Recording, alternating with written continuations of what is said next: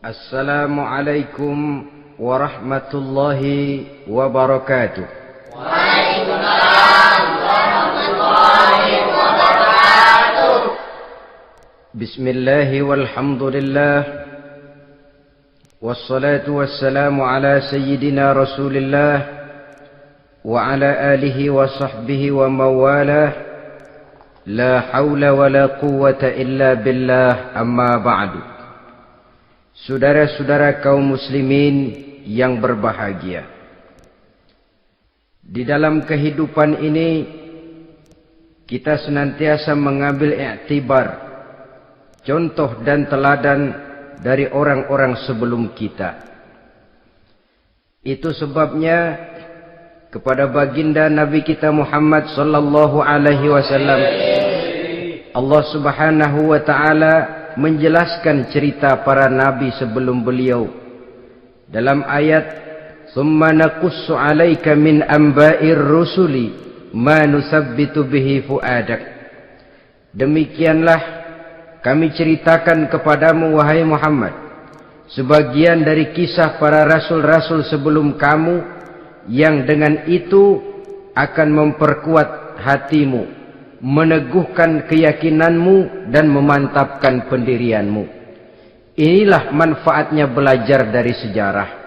Jadi jangankan kita, baginda Nabi sendiri pun oleh Allah Subhanahu wa taala diceritakan sejarah para nabi sebelum beliau yang dimusuhi oleh umatnya, yang dicaci maki oleh kaumnya, yang terusir dari kampung halamannya, bahkan sampai ada yang terbunuh oleh umatnya. Itu seluruhnya merupakan iktibar manusabbitu bihi fu'adak, untuk memantapkan langkahmu, meneguhkan keyakinanmu dan menguatkan pendirianmu menghadapi perjuangan ini. Sehubungan dengan itu, pada pertemuan kali ini Al-Fakir ingin menyampaikan satu cuplikan kecil dari kehidupan seorang sahabat utama baginda Nabi, yaitu Sayyidina Umar ibn al-Khattab radhiyallahu anhu. Beliau adalah Umar bin Khattab bin Nufail bin Abdul Uzza dari suku Quraisy golongan Bani Adi. Perawakannya tinggi, kekar dan gagah, melambangkan sifatnya yang pemberani, tegas, dan tidak pernah kenal takut kepada siapapun. Sebelum mendapat hidayah, Umar bin Khattab termasuk orang yang berdiri di barisan orang-orang yang memusuhi umat Islam. Ia terperangkap dalam tradisi jahiliyah, di mana gemar berperang dan bermabuk-mabukan juga merupakan hal-hal yang pernah dilaksanakan dalam kehidupannya sebelum beliau masuk ke dalam agama Islam. Oleh karena itu, dalam kehidupan beragama, hidayah merupakan sesuatu yang penting. Bagaimanapun banyaknya dosa dan kesalahan yang telah dilakukan oleh seseorang, tidak seharusnya menyebabkan ia putus asa dari rahmah Allah. Sebaliknya, bagaimanapun banyak kebajikan dan kebaikan yang sudah dikerjakannya, tidak perlu membuat dia besar hati, puas, bangga, apalagi menjadi lalai karenanya. Sebab kita belum tahu akan bagaimana ujung perjalanan dari kehidupan kita ini. Saudara-saudara, kisahnya pun masuk Islam merupakan peristiwa yang menarik. Pada satu hari, dengan pedang terhunus, Umar bin Khattab menuju Darul Arqam, tempat di mana baginda Nabi biasa berkumpul dengan para sahabat. Melihat mukanya yang beringas, matanya yang nanar, orang sudah menyangka dan mengerti ini tentu akan terjadi pembunuhan. Dalam perjalanan menuju Darul Arqam, Umar bertemu dengan Nu'aim bin Abdullah.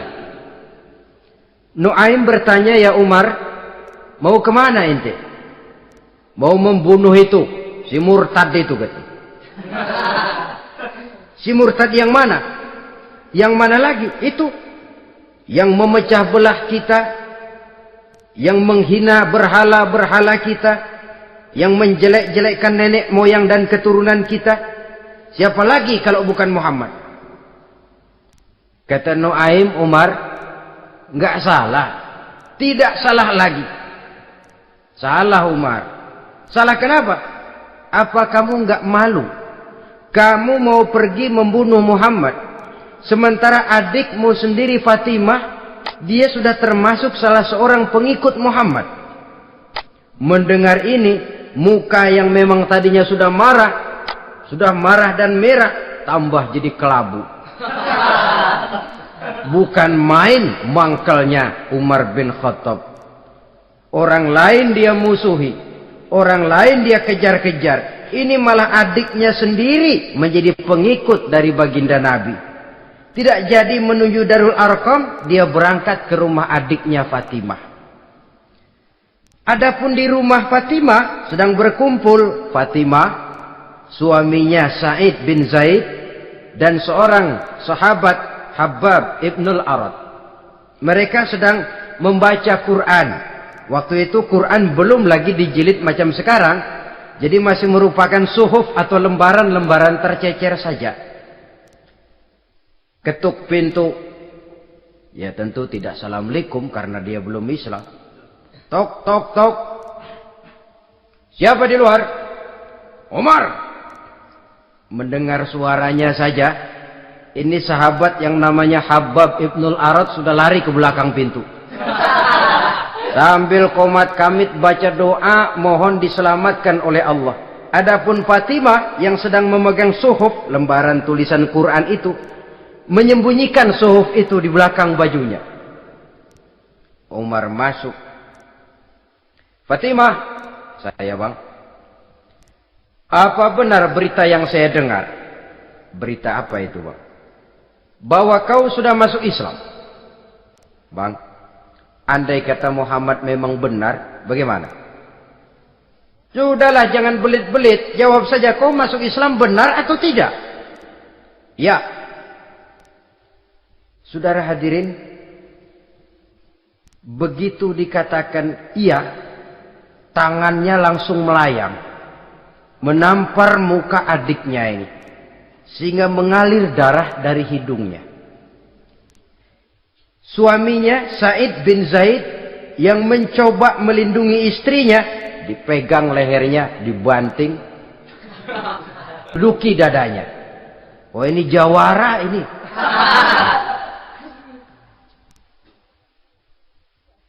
Namun pada saat sedemikian, suara kebenaran terpantul dari mulut Fatimah, adik dari Umar bin Khattab ini. Umar, apakah engkau memukul orang yang bersaksi bahwa tidak ada Tuhan melainkan Allah dan Muhammad Rasulullah? Apakah engkau menganiaya seseorang yang terpanggil untuk mengikuti kebenaran? Manusia macam apa engkau, Umar? Saudara, memang dia orang keras, tapi hatinya mudah menerima kebenaran. Sehingga mendengar kalimat adiknya ini tercenung dia sejenak, melongo, bengong kata anak sekarang. Ini kalau tidak karena keyakinan yang mantap, tidak mungkin orang ini, anak adik saya ini bicara macam begini. Umar, mengapa engkau memukul orang yang bersaksi bahwa tidak ada Tuhan melainkan Allah dan Muhammad Rasulullah? Mengapa engkau pukul orang yang mengikuti kebenaran, menerima hidayah dari Allah? Begitu yakin dan mantapnya, walaupun di tengah satu hal yang sangat menakutkan. Siapa yang tidak takut orang Quraisy berhadapan dengan Umar bin Khattab yang dikenal sebagai singa padang pasir pada waktu itu? Malahan dia termasuk salah seorang jagoan di tradisi masyarakat jahiliyah itu. Ada satu pasar yang namanya pasar Ukaz. Tiap tahun di pasar itu diadakan pesta. Pertama pertandingan syair. Jadi penyair waktu itu jadi kebanggaan. Syair-syair yang menang itu digantung di dinding Ka'bah. Jadi setiap suku akan bangga kalau mempunyai ahli syair yang hebat. Nah, lalu diadakan juga lah perlombaan balap kuda, memanah, termasuk gulat. Lah Umar ini tiap kali pertarungan mesti menang. Belum pernah ada yang berhasil mengalahkan dia. Jawara. Saudara-saudara, mendengar adiknya begitu mantap hatinya, apalagi ketika adiknya berkata begitu, suhuf, lembaran yang disembunyikan di belakang bajunya tersembul. Apa yang kau sembunyikan di balik bajumu itu? Suhuf. Apa suhuf itu? Lembaran Al-Quran. Coba saya lihat. Enggak boleh. Kenapa? Kamu kotor. Orang kotor tidak boleh megang Quran. Saya mau lihat. Enggak boleh. Kalau kamu mau lihat, mandi dulu. Diturutinya permintaan adiknya itu. Lalu diambilnya suhuf tadi. Dia baca. Kebetulan ayat yang dibacanya, ayat pertama dari surah Toha, yang berlanjut dengan ayat 14 pada surah yang sama. Dia baca. Bismillahirrahmanirrahim. Toha. Ma anzalna ilaikal Qur'ana litashqa illa tazkiratan liman yakhsha. Taha, tidaklah aku turunkan Al-Quran ini untuk bikin sukar manusia, melainkan merupakan pengingat bagi orang-orang yang takut kepada Allah. Lalu pada ayat ke-14, Innani anallahu la ilaha illa ana fa'budni. Sesungguhnya akulah Allah, tidak ada Tuhan melainkan aku, maka hendaknya hanya kepadakulah kamu menyembah.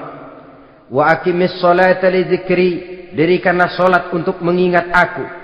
Innas sa'ata atiyatun akadu ukhfiha litujza kullu nafsin ma tas'a. Sesungguhnya kiamat itu pasti akan datang, yang sengaja waktunya kami tidak beritahukan kepada kamu semua, untuk kami balas segala setiap orang tentang apa saja yang telah mereka lakukan dalam kehidupan di dunia ini. Setelah membaca ayat ini, gemetar tangannya. Ah, ini sih nggak main-main ini. Ini belum pernah saya baca ajaran semacam ini. Tidak patut orang yang mempunyai kitab suci semacam ini dimusuhi. Ini sesuatu yang benar, tergetar jiwanya. Hei, Fatimah, Muhammad di mana Muhammad? Saya tidak akan memberitahu kepada kamu. Di mana? Saya tidak akan memberitahu. Lebih baik kau bunuh saya kalau memang maksudmu mau mencelakakan Muhammad. Sama sekali saya tidak akan mencelakakan dia, Fatimah. Kasih tahu saja, di mana dia? Darul Arqam. Bergegas dia menuju Darul Arqam. Di dalam Nabi memang sedang kumpul dengan para sahabat. Termasuk ada Sayyidina Hamzah yang juga terkenal jawara juga. Ketuk pintu. Ketuk pintu. Siapa di luar?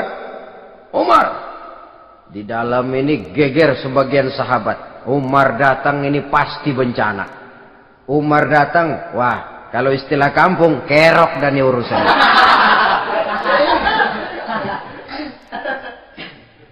Tapi baginda Nabi menenangkan mereka. Tenang.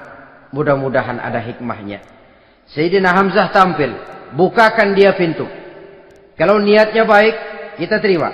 Kalau niatnya tidak baik, saya paling depan. Dibukakan pintu.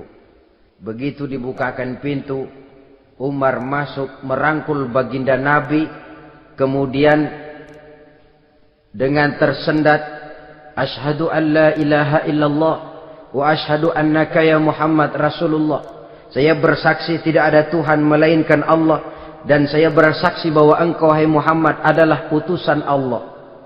Sahabat takbir semua. Allahu Akbar, Allahu Akbar. Kegembiraan meliputi suasana ketika itu. Kenapa? Karena sebelumnya dikala Umar belum masuk Islam, dia merupakan ganjalan yang paling dikhawatirkan oleh umat Islam.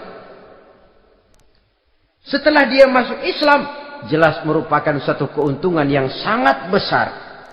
Dan dia tertarik kepada Islam bukan karena bujuk rayu orang, tidak karena diberikan harta, tidak karena diiming-iming oleh kedudukan tinggi, tapi karena kebenaran. hidayah menembus hatinya melalui wasilah ayat dalam surah Thaha yang dibacanya melalui suhuf yang dipegang oleh adiknya tadi.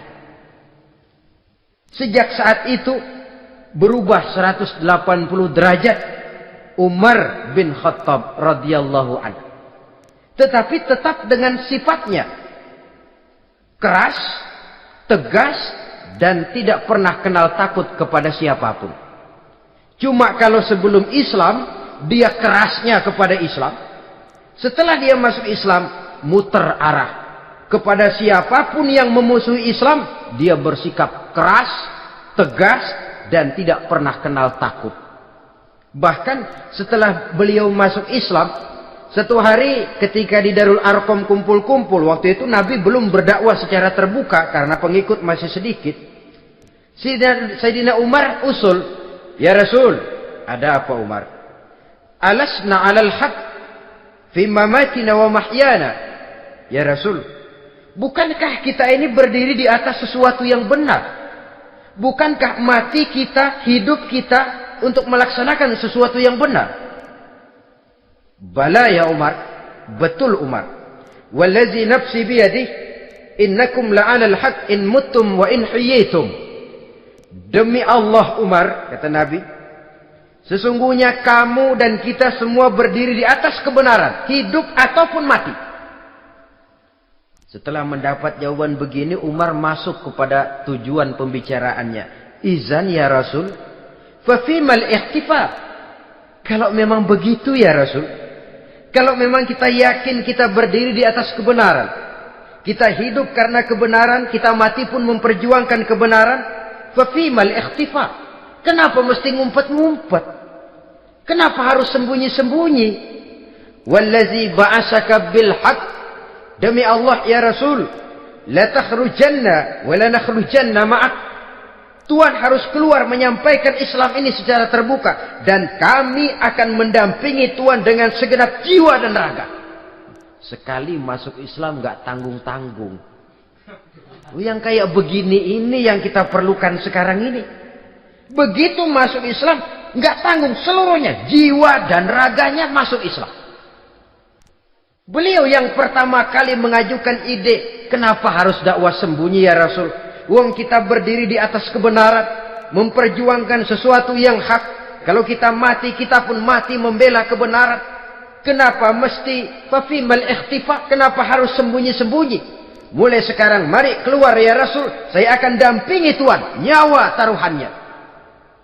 Saudara hadirin yang saya hormati,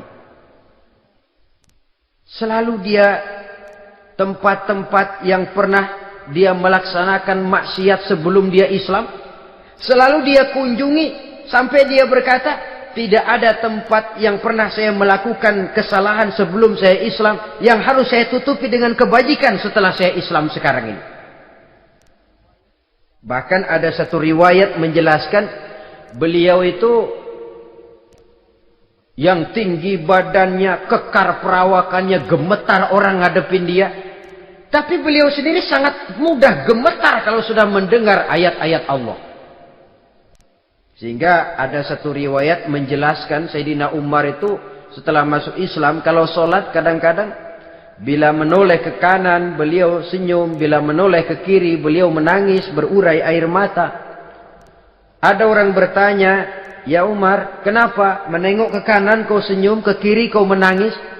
Itulah kalau saya ingat jahilnya saya sebelum Islam. Adapun bila saya menoleh ke arah sebelah kanan, saya tersenyum. Teringat betapa dulu saya membuat berhala dari korma. Saya tumpuk-tumpuk, saya susun begitu.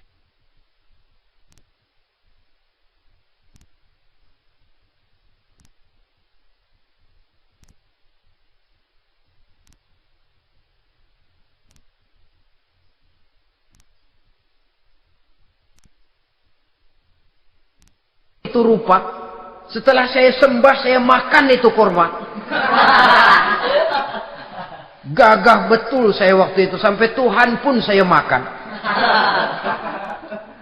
Adapun kalau saya menoleh ke kiri, teringat putri kesayangan saya yang terbawa oleh tradisi jahiliyah, takut menanggung aib, merasa malu mempunyai anak perempuan sampai dia terkubur hidup-hidup.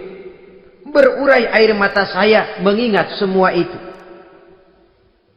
Padahal Nabi sudah memberikan jaminan.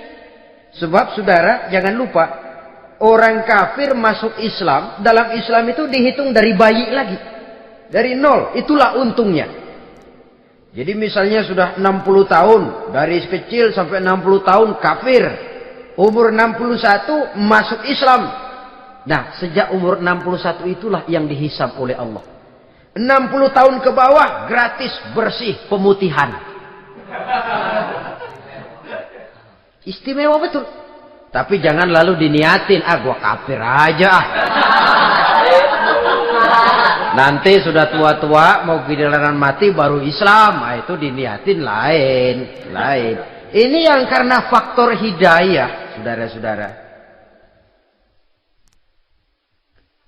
Nah, cintanya kepada baginda Nabi luar biasa. Dalam setiap pertempuran beliau selalu di front terdepan. Bahkan demikian cintanya sampai ketika hari di mana baginda Nabi wafat, saudara-saudara. Disampaikan berita wafat Nabi kepada Umar ini. Ya Umar, baginda Nabi sudah wafat. Kamu ngomong apa? Baginda Nabi sudah wafat. Bukan sedih, nyabut pedang, keluar matanya melotot. Siapa yang bilang Muhammad mati, saya tabas batang lehernya. Begitu cintanya beliau kepada baginda Nabi, sampai-sampai nggak menerima kalau Nabi wafat. Taruhlah nggak bisa mati bersamaan, bolehlah mati beriring-iring saja barangkali maksudnya. Saudara-saudara, cabut pedang, kelayaban kemana-mana. Ayo, siapa ngomong Muhammad mati, saya tebas batang lehernya. Sampai bertemu dengan Sayyidina Umar, Sayyidina Abu Bakar. Di tempat orang banyak, Sayyidina Abu Bakar yang bijaksana ini pidato. Ayuhan nas, man kana ya'budu Muhammadan fa inna Muhammadan qad mata. Wa man kana ya'budu Allah fa inna Allah hayyun la yamut. Wahai manusia, barang siapa yang menyembah Muhammad, maka Muhammad sudah mati. Tetapi barang siapa yang menyembah Allah, Allah akan hidup selamanya dan tidak akan pernah mati. Mendengar pidato ini, Sayyidina Umar sadar bahwa sebenarnya yang tidak bisa mati itu cuma Allah. Bagaimanapun agungnya baginda Nabi, besarnya baginda Nabi, tinggi akhlak budi pekertinya Nabi, cintanya beliau kepada Nabi, toh Nabi manusia. Dan manusia harus mati. Kemudian dibacakan surah Ali Imran ayat 144. Wa ma Muhammadun illa rasul qad khalat min qablihi rusul afa immata aw qutilan qalabtum ala aqabikum. Muhammad tidak lain daripada manusia, telah datang kepadanya rasul. Apakah jika ia mati engkau kembali menjadi murtad atau mundur ke belakang? Mendengar ayat ini dibacakan, Sayyidina Umar sadar, berurai air matanya, menangis dalam kesedihannya. Ini cintanya yang demikian tinggi kepada baginda Rasulullah sallallahu alaihi wasallam. Begitulah seluruh kesalahan yang dia lakukan pada saat sebelum dia masuk Islam, berusaha dia tutupi dan dia tebus dengan segala kebaikan, pengabdian, perbuatan soleh setelah dia masuk Islam. Sehingga diajarkan oleh baginda Nabi, ittaqillaha haitsu ma kunta wa atbi'i sayyi'atal hasanata tamhuha wa khaliqin nasa bi khuluqin hasanin. Bertakwalah kamu kepada Allah, kata Nabi, dimanapun saja kamu berada. Jadi takwa tidak kenal tempat. Dimanapun saja kamu berada, bertakwalah kepada Allah. Di rumah takwa, di pasar takwa, di kantor takwa, di tengah orang banyak takwa, pada waktu sendirian takwa. Ittaqillaha haitsu ma kunta. Bertakwalah kau kepada Allah dimanapun saja kamu berada. Jangan takwa pakai tempat. Di masjid takwa, di kantor nyolong. Itu tidak haitsu makunta. Yang diajarkan oleh Nabi, dimanapun kamu berada, bertakwalah kepada Allah. Wa atbi'i sayyi'atal hasanah tamhuha. Dan iringi perbuatanmu yang salah dengan kebaikan. Jadi kalau satu saat terselip kita berbuat salah, cepat iringi dengan kebaikan. Tamhuha, dengan harapan kebaikan yang kita kerjakan akan menutupi dosa yang terselip kita lakukan. Ngomongin orang, astagfirullahaladzim. Banyak istighfar. Istighfarnya mudah-mudahan bisa nutupin dosa karena ngomongin orang. Tapi jangan lalu tambah sulap. Ngomongin orang istighfar. Terus ngomongin lagi istighfar lagi. Itu tentu tidak bisa dengan cara begitu. Barangkali terselip pernah mengambil harta orang tanpa alasan yang hak. Imbangi dengan rajin sedekah misalnya. Barangkali pernah menyakiti hati orang, imbangi dengan perbuatan yang bisa menyenangkan hati orang lain. Itu namanya mengiringi perbuatan yang bersifat salah dengan kebajikan. Ini yang dilakukan oleh Sayyidina Umar. Setiap pelosok hampir dia datangi. Tempat-tempat di mana dia pernah melakukan kesalahan sebelum Islam, di sana dia tegakkan kebajikan dan kebaikan. Kegagahannya, keperkasaannya, keberaniannya sepenuhnya bulat-bulat sudah diwakafkan untuk kepentingan Islam. Saudara hadirin yang saya hormati, diperlukan orang-orang yang punya keberanian macam Sayyidina Umar. Berani karena panggilan hidayah, bukan berani babi. Babi berani juga babi, cuman nyeruduk. Artinya berani yang tanpa pertimbangan. Berani yang tanpa pertimbangan pada akhirnya akan menyulitkan kita sendiri. Beliau gagah, beliau berani, beliau punya kekuatan, beliau punya wewenang. Dan itu dimanfaatkannya untuk menjadi backing baginda Nabi kita Muhammad sallallahu alaihi wasallam. La takhrujanna wa la nakhrujanna ma'ak ya Rasul. Ya Rasul, keluar, sampaikan dakwah secara terbuka. Saya akan mendampingi Tuhan. Jika ada yang ganggu Tuhan, saya paling depan. Backing yang mendampingi Rasul untuk menyampaikan risalah Islamiyah ini. Saudara hadirin yang saya hormati, wa khaliqin nasa bi khuluqin hasanin, kata Nabi. Dan pergaulilah manusia dengan akhlak yang baik. Karena dengan ini kau bisa mengambil hati orang.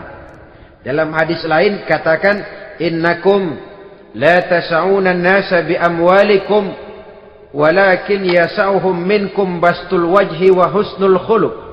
Kamu tidak akan bisa menyenangkan orang banyak dengan hartamu, tapi kamu bisa ambil hati mereka dengan budi pekerti yang luhur dan muka yang manis. Dengan harta belum tentu kita bisa menyenangkan semua orang. Tapi budi pekerti yang luhur, muka yang manis, itu yang akan bisa membuat kau menyenangkan orang banyak.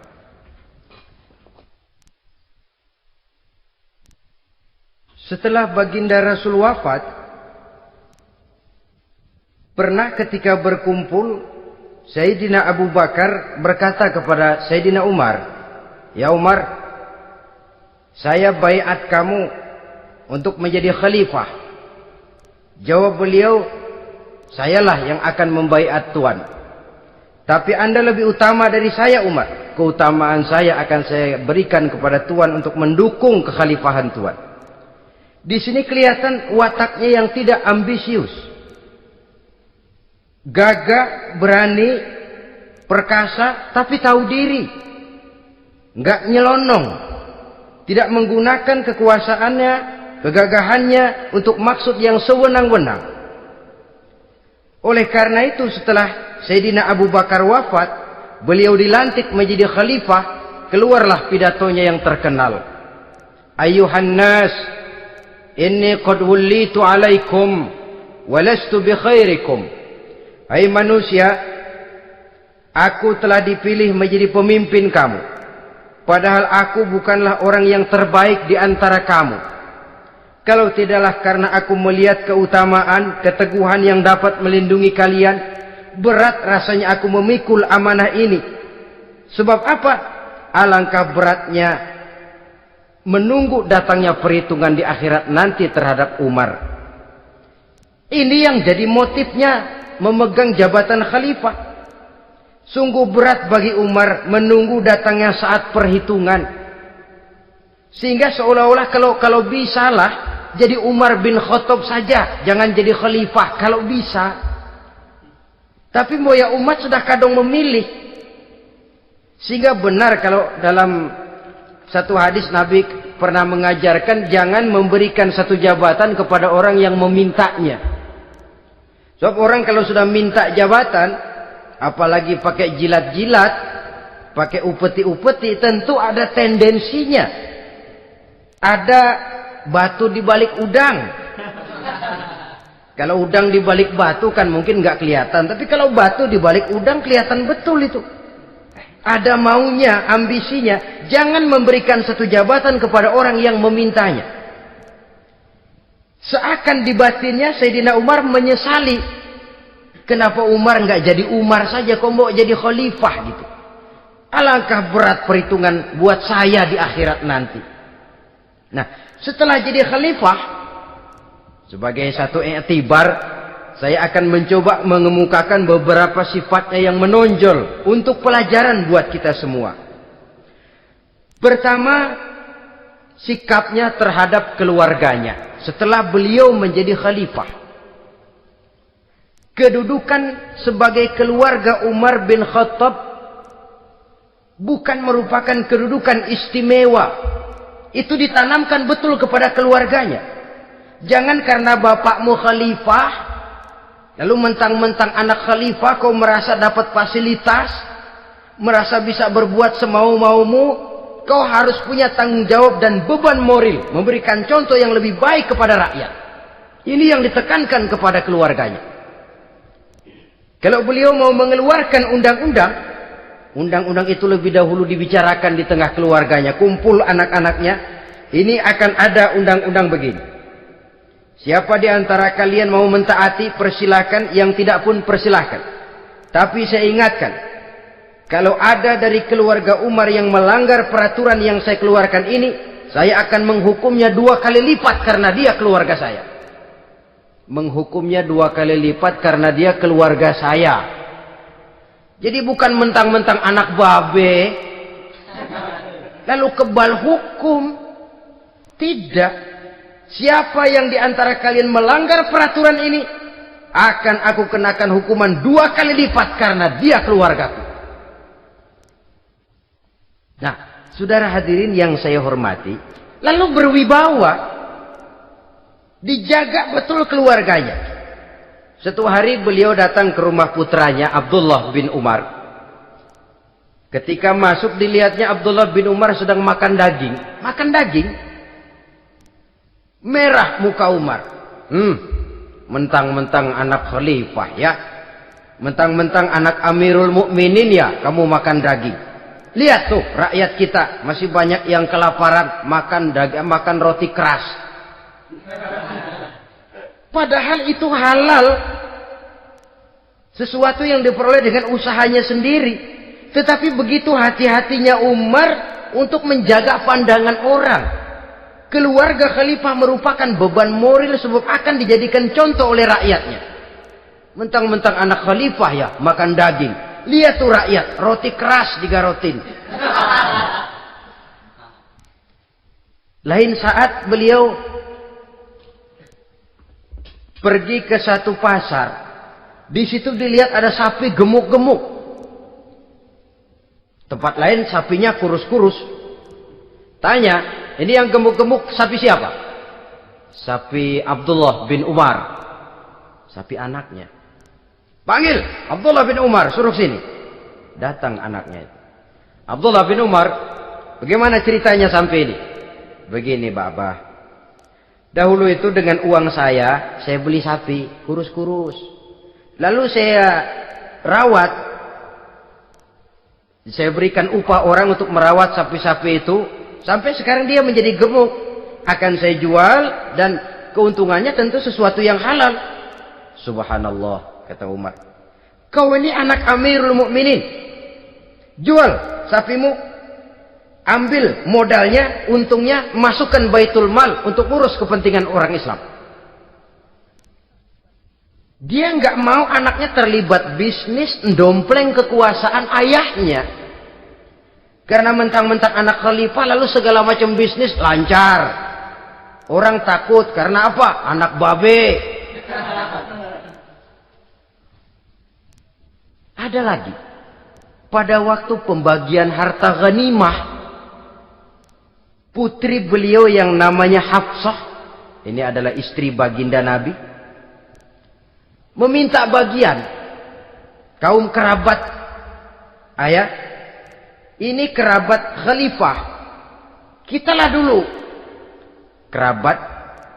Kalau kau kerabatku, maka jatahmu nanti dari ayahmu. Harta ini masih lebih banyak dibutuhkan oleh orang-orang Islam.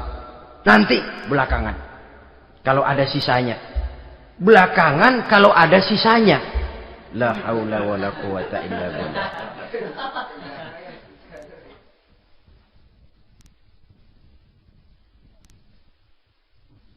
Saudara hadirin, itu terhadap keluarganya. Kemudian apa sifat-sifat yang menonjol dari kepemimpinannya? Pertama, kesederhanaannya. Beliaulah satu-satunya khalifah, Amirul Mukminin, setingkat presiden kalau sekarang, yang punya jubah cuma 2 dan 1 pun punya anaknya. Tambelan lagi. Pernah sholat Jumat terlambat. Beliau naik mimbar untuk khutbah, sebelumnya minta maaf dulu. Saudara-saudara, maaf saya terlambat nungguin baju kering. Seorang khalifah nungguin baju kering. Sederhana dalam kehidupannya. Mari kita ambil satu cerita lagi. Pada waktu beliau jadi khalifah, yang diangkat jadi gubernur di Mesir adalah Amr bin As. Amr bin As hidupnya lebih mirip kaisar. Istananya besar, pakaiannya bagus-bagus. Nah, yang paling mengganggu pikiran Amr bin As, di sebelah istananya ini ada gubuk reot, kepunyaan orang Yahudi lagi. Ah, ini nggak pantas bener, masa di samping istana gubernur ada gubuk reot. Orang Yahudi lagi yang punya. Ini mesti, udah, bikin saja rencana, panggil dinas tata kota, bikin planning. Di sini mau dibangun masjid, proyek negara. Bikin gambarnya, susun anggarannya, tender. Saudara-saudara, si Yahudi yang punya gubuk reot dipanggil. Yahudi, ada apa, Pak? Kamu tahu nggak? Enggak. Iya, memang belum saya kasih tahu.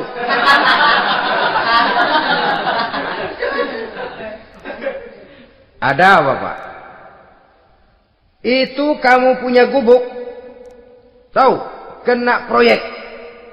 Proyek apa, Pak? Kami mau bangun masjid besar di situ. Dan tidak sesuai ada gubuk reot di samping tempat gubernur.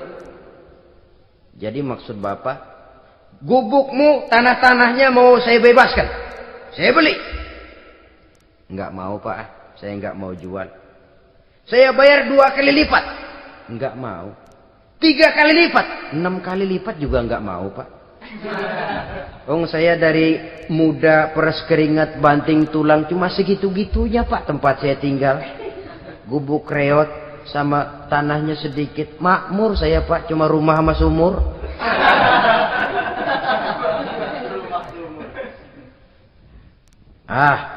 Ini Yahudi kelewatan juga. Akhirnya turun perintah, sudah, kalau dia nggak mau dibebaskan, gusur saja, tarik, ambil bulldozer. Digusur. Yahudi ini berurai air matanya. Aduh, begini jadi rakyat kecil, udah jatuh ketiban ember lagi. Tapi pikir-pikir Amr bin As kan bukan yang paling atas. Dia kan cuma pejabat, masih ada atasannya lagi. Lapor lapor. Yahudi ini berangkat ke Madinah. Bayangkan dari Mesir ke Madinah. Jalan. Di sepanjang jalan dia berpikir. Fikir membanding-banding. Kalau gubernurnya saja istananya begitu mewah, apalagi khalifahnya. Kalau gubernurnya galak main gusur, apalagi khalifahnya. Dan saya bukan orang Islam, apa dia lemin ngadu? Apa dapat tanggapan? Berangkat dia sambil harap-harap cemas. Sampai di pintu kota Madinah, dia temui orang lagi tidur di bawah pohon korma. Selamat siang Pak. Ada apa? Pak. Apa? Mau lapor. Lapor apa? Bapak tahu Khalifah Umar bin Khattab? Tahu? Istananya di mana Pak? Istananya di atas lumpur. Di atas lumpur. Di atas lumpur. Pengawalnya banyak Pak. Banyak. Siapa Pak? Yatim piatu, janda-janda tua, orang-orang miskin, orang-orang lemah, itu pengawalnya. Pakaian kebesarannya apa sutra apa Pak? Pakaian kebesarannya malu dan takwa. Saya nggak ngerti Pak. Itulah Umar bin Khattab. Lalu orangnya sekarang di mana Pak? Di depan ente. Rupanya yang dia tanya itulah orangnya. Gemeter Yahudi ini, keringat bercucuran. Coba, istananya di atas lumpur. Sebab beliau berprinsip, bagaimana saya bisa menghayati nasib rakyat kalau saya tidak merasakan apa yang mereka rasakan? Bagaimana saya nggak bisa tahu sakitnya lapar kalau saya belum pernah kelaparan? Itu prinsipnya. Istananya di atas lumpur. Para pengawalnya yatim piatu, janda-janda tua, orang-orang miskin, orang-orang lemah dan tidak mampu. Dan pakaian kebesarannya malu dan takwa. Kamu dari mana? Dari Mesir Pak. Ada apa? Mau laporan gubernur Bapak di Mesir yang namanya Amr bin As. Kenapa? Main gusur aja Pak. Ceritanya? Iya, dia mau bangun masjid. Kebetulan di areal itu saya punya tanah sama gubuk segitu-gitunya. Saya nggak mau dibeli, digusur Pak. Saya mau mencari keadilan. Begini. Kamu lihat tempat sampah itu? Lihat. Di situ banyak tulang. Coba kamu ambil kemari satu. Tulang unta, bawa sini. Bingung Yahudi. Pak, saya kemari mau cari keadilan. Kalau tulang mah di Mesir juga banyak Pak. Sudahlah, pokoknya kau ambil saja tulang itu. Dicoker-coker dapat dikasih. Tulang itu digaris lurus oleh Sidina Umar dengan ujung pedang. Red. Nah, nih, kau bawa kepada Amr bin As. Makin bingung itu Yahudi. Suruh bawa tulang cuman digaris. Nanti saya ngomong apa Pak? Sudahlah, kasih saja. Pulang dia. Sampai di Mesir. Tuan Gubernur, ada apa? Saya baru menghadap khalifah. Kemudian beliau sampaikan ini. Dikasih tulang. Amr bin As ngelihat tulang ada goresan lurus dengan ujung pedang. Gemetar. Badannya keluar keringat dingin. Panggil kepala proyek. Proyek batal. Masjid nggak jadi didiriin. Itu gubuk Yahudi diriin lagi. Ini Yahudi makin bengong. Ini gubernur dapat tulang doang segitu takutnya.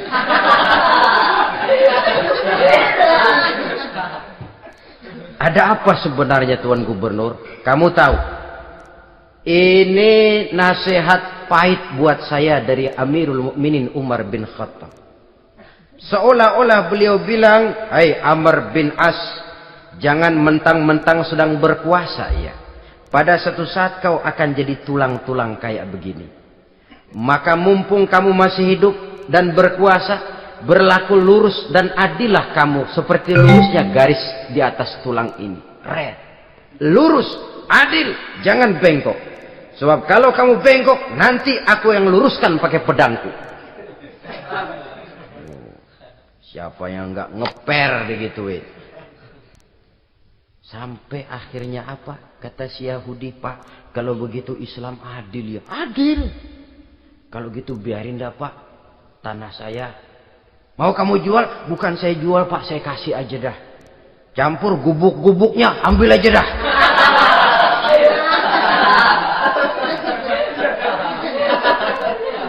Masuk Islam si Yahudi ini oleh karena keadilan dari Umar bin Khattab. Begitulah kesederhanaan hidupnya. Sampai saudara, yang ironi betul, pernah Utsman bin Affan, Ali bin Abi Thalib, Thalhah dan Zubair kumpul mendengar berita bahwa Sayyidina Umar ini punya hutang. Bayangkan, seorang khalifah untuk melangsungkan hidupnya sampai punya hutang. Padahal Baitul Mal di bawah kekuasaannya. Berunding Utsman, Ali, Thalhah, Zubair. Kalau kita langsung ngomong sama Umar nggak enak dong, dia nggak bakalan terima. Lewat putrinya aja, Hafsah deh. Baik. Hafsah ngomong sama Umar, Abah, kenapa? Bagaimana kalau honor Abah ditambah, ditingkatkan supaya hutang bisa ketutup? Hafsah, saya Abah. Siapa yang nyuruh kamu ngomong begitu? Enggak ada. Ada. Saya tahu ada ini. Kalau enggak ada, kamu enggak mungkin ngomong begitu. Tapi orangnya kalau saya tuntut, mereka mungkin enggak mau. Sekarang saya mau tanya Hafsah, kau kan istri Rasul, betul? Nah, saya mau tanya, suamimu makanannya apa? Daging? Bukan. Roti. Tempat tidurnya kasur empuk? Bukan. Kain kasar yang kalau musim panas kami bentangkan, kalau musim dingin separuh buat tidur, separuh buat selimut. Pakaian yang dibelikan untukmu berapa banyaknya? Cuma 2. Nah, itu guru saya. Orang yang paling saya cintai, dan itu yang saya ikuti. Bahkan setelah beliau wafat, Sayyidina Umar ini, hutangnya ditanggungkan kepada anaknya Abdullah bin Umar, dan itu pun dilunasi dengan menjual rumahnya. Sehingga rumahnya itu disebut Darul Qadha, rumah bayar hutang. Begitu kesederhanaannya. Jadi nggak pakai aji mumpung jadi khalifah, lalu kayak ikan gurita, tangan yang mana aja megang. Itu kan mental monyet. Monyet itu kan begitu. Tangan megang kiri kanan, mulut ngawal, kaki megang, temennya dikasih masih ngerampas juga. Monyet rakus betul itu. Itu kesederhanaannya. Kenapa kesederhanaan ini timbul? Karena sikap zuhudnya. Zuhud itu tarkud dunia li ajlil akhirah. Orang yang mengambil dunia hanya yang diperlukan dengan lebih mengutamakan kehidupan akhirat. Watak zuhudnya yang sangat menonjol. Dialah pahlawan yang paling berani di medan perang. Dialah imam yang paling khusyuk di masjid. Dan tidak jarang kalau sholat sendiri, begitu membaca ayat yang menceritakan neraka, nangis berurai air matanya. Saudara hadirin ma'asyiral muslimin rahimakumullah. Jadi kesederhanaan dan kezuhudan ini bukan lewat teori disampaikan oleh Umar, bukan lewat penataran seluruh aparat, tidak, lewat contoh konkret. Inilah saya, contoh sederhana dan zuhud. Bagaimana saya akan bisa merasakan penderitaan kalau saya sendiri tidak pernah menderita? Bagaimana saya akan tahu sakitnya lapar kalau saya belum pernah kelaparan? Maka tanpa penataran, tanpa upgrading segala macam, berhasil karena prinsip keteladanan. Beliau jadi contoh utama. Dan sumber utamanya tentu tidak lain karena contoh dari baginda Nabi besar Muhammad sallallahu alaihi wasallam. 2, sederhana. Yang kedua, zuhud. Yang ketiga, sifat yang menonjol dari kekhalifahannya adalah adil. Kalau sudah bicara soal hukum, dia tidak pernah kenal kompromi. Adalah seorang pemuka Nasrani masuk Islam. Namanya Jabalah bin Aiham. Ketika dia bikin haji, kain ihramnya keinjak orang Arab yang hitam. Badui. Jengkel. Dia merasa bekas tokoh. Enak aja nih orang udah jelek nginjak lagi. Ditempeleng orang tadi. Orang ini lapor kepada Umar. Panggil Jabalah bin Aiham. Panggil. Kau ditampar? Betul Khalifah. Tampar dia. Tampar lagi. Dipukul orang itu. Di depan Sayyidina Umar. Jadi tidak karena kau ini bekas kepala suku, kau ini bekas orang terhormat, lalu ada kebijaksanaan yang tidak bijaksana. Kebijaksanaan yang akhirnya jadi tidak bijaksana. Dan itu memang sudah dimulai dengan memblokir keluarganya. Tidak satu keluarganya pun yang boleh mempunyai perasaan bahwa menjadi keluarga khalifah merupakan fasilitas dan keuntungan. Kau jangan makan di atas punggungku. Kau jangan menikmati fasilitas di atas keringatku. Dan tidak ada keinginan mewariskan jabatan khalifah kepada anak-anaknya. Pernah beliau musyawarah, saya bingung, kenapa khalifah? Gubernur Kufah ini sulit nyari orang.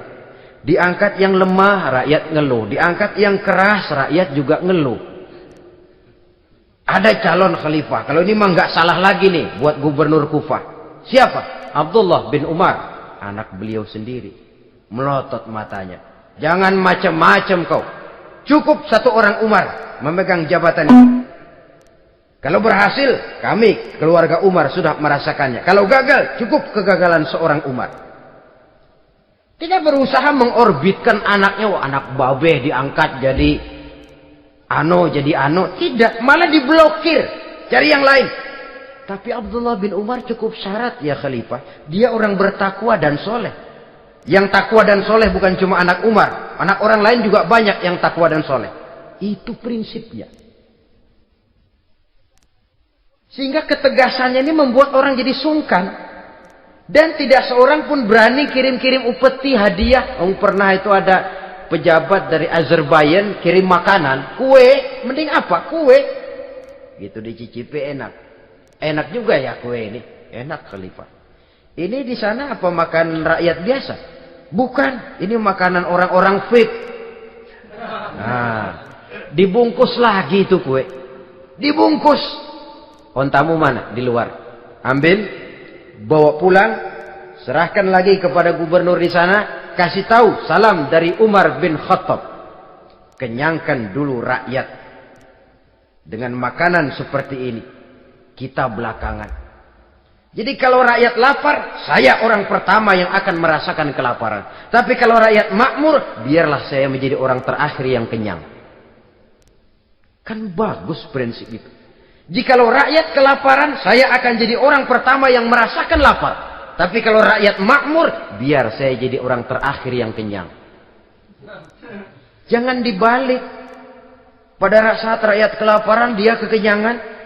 Dan selanjutnya, sikap keadilannya ini, saudara-saudara, menyebabkan hukum lalu jadi berwibawa. Pernah beliau jalan-jalan di lorong kota Madinah. Di tempat yang namanya Harah bersama Aslam. Ada ibu-ibu, anaknya nangis. Lapar ma. Sabar, dikit lagi matang katanya. Emang tuh ibu lagi ngerebus.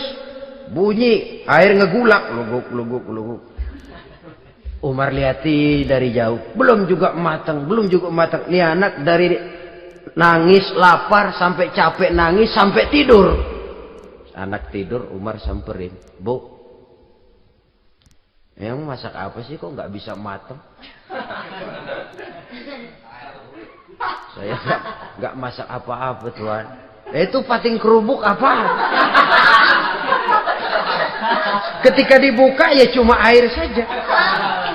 Subhanallah, ibu sudah ngebohongi anak ibu sendiri. Habis harus bagaimana tuan? Saya sudah nggak punya makanan untuk dimasak. Sementara perut nggak kenal kompromi. Jalan satu-satunya, ya terpaksa anak saya bohongi. Saya bilang sebentar lagi matang sampai dia tidur sekarang ini. Memangnya Khalifah Umar gimana sih ngurusi rakyatnya? Subhanallah, dia orang zalim. Dia yang memegang urusan kami, tapi dia nggak tahu nasib saya. Anak kelaparan, keluarga terlantar. Oh, begitu. Iya. Zalim betul Umar bin Khattab itu. Kalau begitu ibu tunggu sebentar. Dia pulang bersama Aslam menuju Baitul Mal. Dia ambil tepung 1 karung, dipikul sendiri. Dipikul sendiri, kata Aslam, ya Khalifah, biar saya yang bawa. Jangan. Kenapa Khalifah? Apa kau kira kau sanggup mikul dosa saya di akhirat nanti? Biar saya yang mikul sendiri. Dia bawa ke tempat tuh ibu-ibu. Dia masakin sendiri. Nah bu, sudah matang, persilakan masak. Makan. Alhamdulillah Tuhan. Tuhan Allah memberkahi Tuhan. Tuhan lebih baik dari Umar bin Khattab yang zalim itu. Memang sebenarnya Tuhan siapa, kata tuh ibu? Saya. Iya. Saya ya Umar bin Khattab yang ibu bilang zalim itu. Gemetar si ibu. Gemetar si ibu. Tapi memang peka dan menghargai kritik orang. Tidak membungkam setiap orang yang nadanya sumbang atau berbeda. Kadang beliau berkata, saya khawatir karena orang terlalu segan dengan saya, lalu nggak ada yang berani negor kalau saya salah. Kan begitu biasanya. Karena sudah terlalu segan, lalu semuanya orang mau diaminin saja. Asal dibilang nggak benar, marah, jengkel. Lalu disingkirin, maunya diiyain, inggih kula nuwun. Oke bos. Beliau bilang, saya khawatir kalau tidak ada orang yang mau menegur kesalahan saya jika saya terlanjur nanti. Tahu-tahu muncul orang, demi Allah, saya akan menegur Tuhan dengan pedang saya ini. Cerah mukanya, senyum bibirnya, alhamdulillah, anak muda, saya memerlukan orang macam kau. Yang berani berkata ya terhadap yang benar dan tidak terhadap yang tidak benar, apa dan bagaimanapun resikonya. Di sini kelihatan sikap beliau menghadapi orang yang berbeda pendapat. Keadilan, keberanian dan ketegasan, cepat menerima kebenaran merupakan serentetan dari sifat-sifat utama beliau sejak masuk Islam sampai menjadi khalifah yang kedua. Bahkan dengan jasa beliau, Islam kemudian tersebar, menembus dinding Jazirah Arabia, memasuki Bizantium dan Persia, sehingga beliau juga dikenal sebagai periode Al-Futuhat Al-Islamiyah. Nah, saudara-saudara, inilah cuplikan kecil dari kehidupan seorang agung dan besar yang memang sangat terbatas kata-kata untuk melukiskan kebesaran itu. Namun yang secuplik ini mudah-mudahan menjadi sumbangan moral dalam rangka kita memperbaiki diri menuju kehidupan yang lebih baik. Terima kasih banyak atas segala perhatian. Mohon maaf atas segala kekurangan. Usikum wa nafsi bitaqwallah. Wassalamualaikum warahmatullahi wabarakatuh.